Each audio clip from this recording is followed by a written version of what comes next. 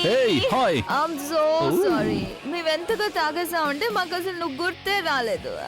దీని అంతటికి నువ్వు ఆలియాకి థ్యాంక్స్ చెప్పాలి. ఎందుకంటే తను అలా చేయకపోతే తను ఇక్కడ ఉండేది కాదు.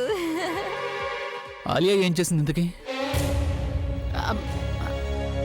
అంటే తను ఏంటంటుందంటే నేనే కదా ఎంఎంఎస్ చూపించాను అన్నయ్య.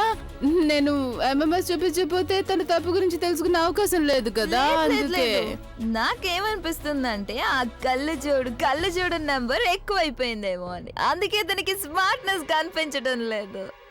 ఎవరి స్మార్ట్నెస్? అని ప్రపంచంలో, వరల్డ్ లో, యూనివర్స్ లో, ఇండియాలో అందరికంటే స్మార్ట్ ఎవరు? ఇంకెవరు? మా అన్నయ్య బి ద రాక్ స్టార్. నువ్వే అన్నయ్య. నువ్వు తనకు చెప్పావు నువ్వు ఎంత ఇంటెలిజెంట్, ఎంత స్మార్ట్. నేను దాని గురించి చెప్పడం లేదు. నేను దేని గురించి చెప్తున్నానంటే అన్నయ్య ఇది సెలబ్రేషన్ టైం. ఏం చేస్తున్నావు నువ్వు? ఇది పార్టీ టైం అన్నయ్య. తను ముందు నువ్వు కూర్చోగా అన్నయ్య. అది ఈరోజు అక్కడ చూడు ఇంట్లోంచి వెళ్ళిపోతుంది కాబట్టి మనందరికీ కూడా ఫ్రీడమ్. అలాగే రేపు మనందరికి ఇండిపెండెన్స్ డే అన్నయ్య. Independence day. అది కూడా దానంతట అదే వచ్చింది.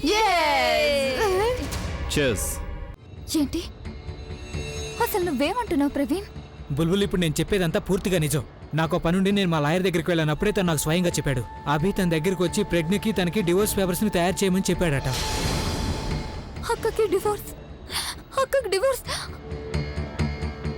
ధైర్యంగా ఉండు ప్లీజ్. బుల్బుల్ నువ్వు కంట్రోల్ చేసుకొని నువ్వేం టెన్షన్ పడకు. ప్రవీణ్, నాకు అక్క గురించి చాలా కంగారుగా ఉంది. ఎందుకంటే అక్క ఇప్పుడు ఎన్నో కష్టాల్లో ఉంది ప్రవీణ్. తనకి ఎవరైనా తోడుగా అర్థం చేసుకోగలను. నువ్వేదే అర్థం చేసుకోలేవు ప్రవీణ్.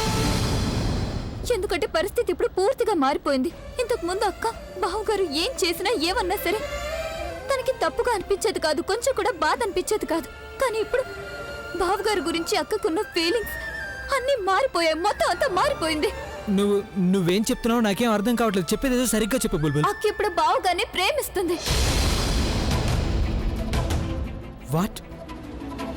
అవును, నువ్వెంత ఆశ్చర్యపోయావో నేను కూడా అంతగానే ఆశ్చర్యపోయాను. అక్క బావగారిని ప్రేమిస్తున్నానని చెప్పగానే నేను ఎంతో ఆశ్చర్యపోయాను ప్రవీణ్. కానీ ఇది నిజం. ఇదే నిజం. ఏ మనిషికైతే తన భర్తతో ఒక్కరోజు గొడవ పడడం ఎంతో కష్టంగా ఉండేదో, ఈ రోజు అదే మనిషి తన భర్త లేకుండా ఒక్క నిమిషం కూడా బ్రతకలేకపోతుంది.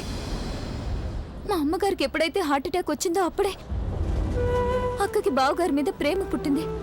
బావగారు అప్పుడు ఒక కన్న కొడుకులాగా తన బాధ్యతను నిర్వర్తించారు.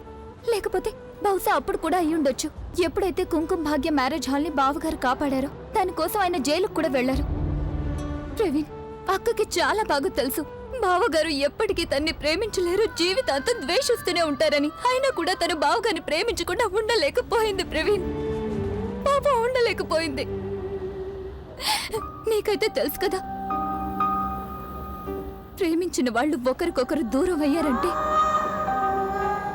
అది ఎంత బాధగా ఉంటుందో.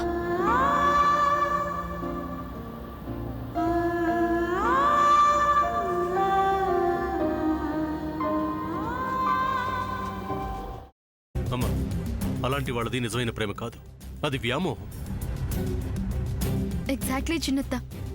నిజంగా ప్రేమించుకున్న వాళ్ళు అలా చేయరు. ఎంత మనసు విరిగిపోతే కన్న కూతుర్ని పట్టుకొని మా దృష్టిలో చచ్చిపోయా ఉంటుందా తల్లి? అది సరే అమ్మా, తన కూతురుతో తన మాట అనేటప్పుడు ఆమె మాటల్లో వ్యథ, కళ్ళల్లో బాధ గమనించావమ్మా? పెద్దబాబుకు బర్త్డే విషెస్ చెప్పు కూడా వెళ్ళాం కదా. ఊరికే ఎలా కాలిపోతుంది? మంట పెడితేనో పడితేనో తగలబడుతుంది.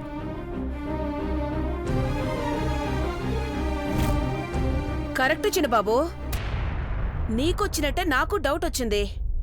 పార్వతే షర్టును తగలబెట్టిందనుకుంటా.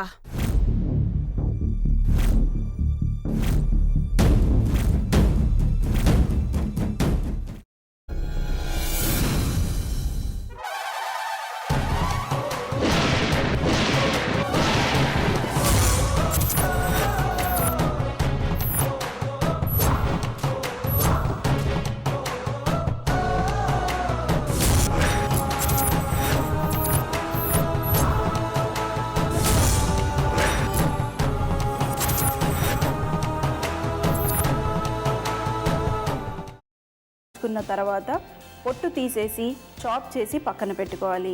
ఒక ప్యాన్లో కొద్దిగా నూనె వేడి చేసి అందులో ఆవాలు, మినప్పప్పు, శనగపప్పు, కరివేపాకు, సన్నగా తరిగి పెట్టుకున్న ఉల్లిపాయలు వేసుకుని 1 నిమిషం పాటు వేయించుకోవాలి. ఆ తర్వాత కాల్చి కట్ చేసి పెట్టుకున్న వంకాయని కూడా అందులో వేసుకుని బాగా మిక్స్ చేసి బౌల్లోకి ట్రాన్స్ఫర్ చేసుకుని అందులో తగినంత చిక్కటి పెరుగు లేదా పల్చటి పెరుగు వేసుకుని మిక్స్ చేసి అన్నంతో కానివ్వండి, చపాతీతో కానివ్వండి సర్వ్ చేసినా చాలా బాగుంటుంది.